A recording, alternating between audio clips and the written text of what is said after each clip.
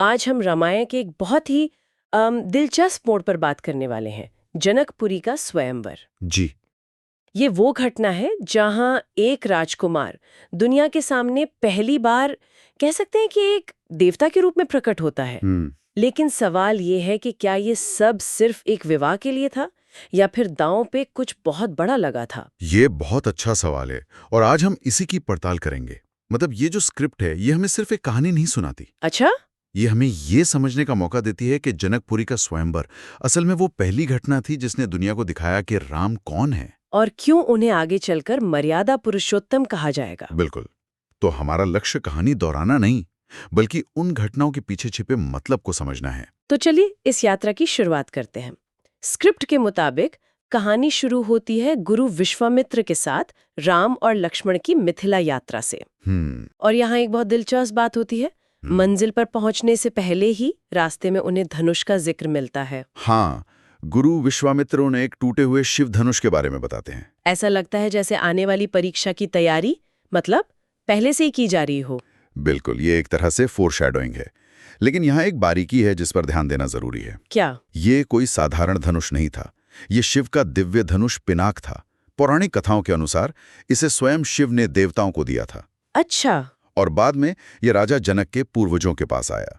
तो जब गुरु विश्वामित्र कहते हैं कि इसे उठाना असंभव माना जाता है, तो वो सिर्फ उसकी ताकत की बात नहीं कर रहे हैं। तो फिर? वो उसकी दिव्य प्रकृति की बात कर रहे हैं।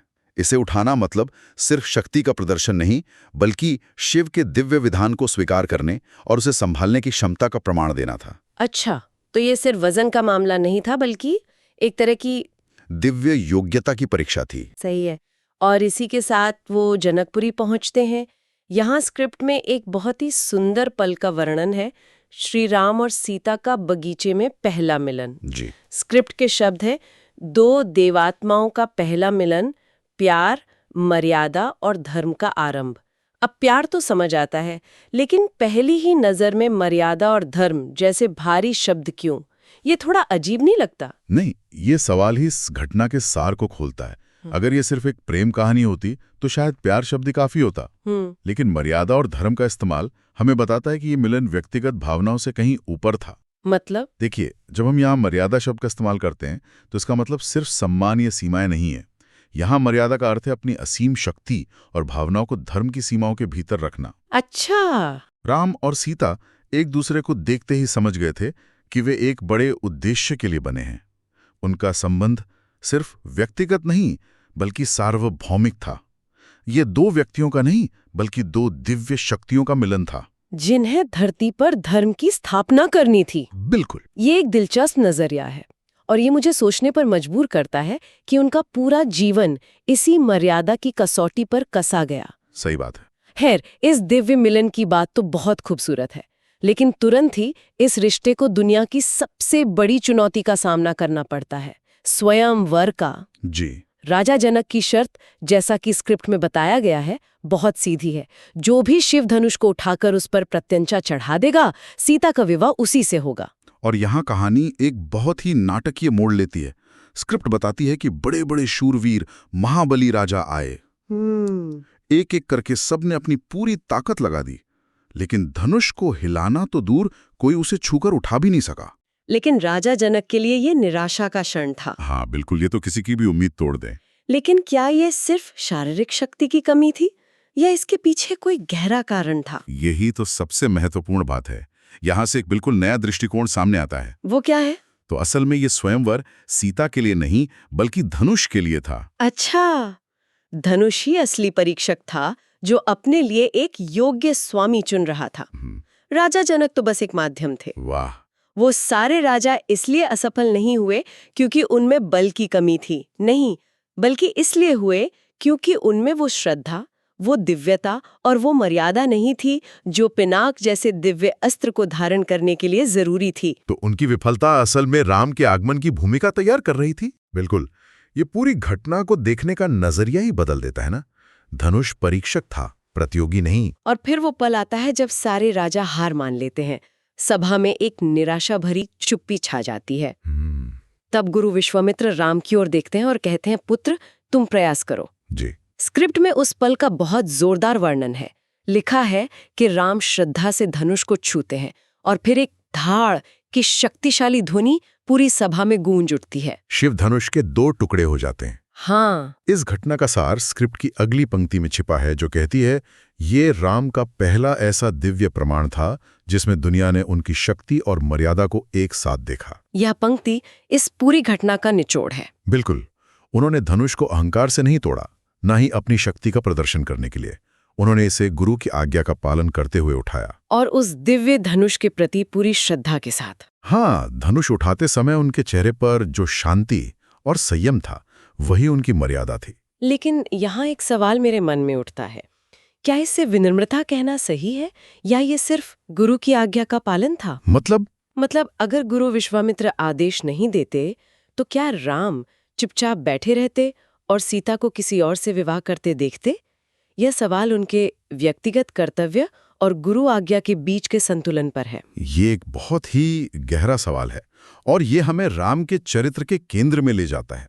देखिए, राम जानते थे कि वो कौन है और उनकी शक्ति क्या है। हाँ। लेकिन उनकी मर्यादा इसी बात में थे कि वो अपनी शक्ति का उपयोग तभी करते थे जब धर्म या कर्तव्य उसकी मांग करे। अच्छा। अगर गुरु आज्ञा नहीं देते तो शायद वो हस्तक्षेप नहीं करते, क्योंकि स्वयंवर में भाग लेना उनका निजी निर्णय नहीं होता।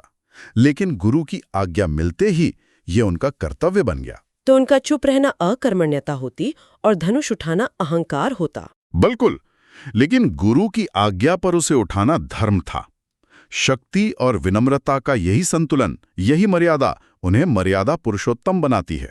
उन्होंने साबित किया कि सच्ची शक्ति शांत और संयमित होती है, और उसका उपयोग सही समय और सही कारण के लिए ही किया जाना चाहिए। मतलब सही काम सही समय पर और सही भावना के साथ करना ही धर्म है। जी।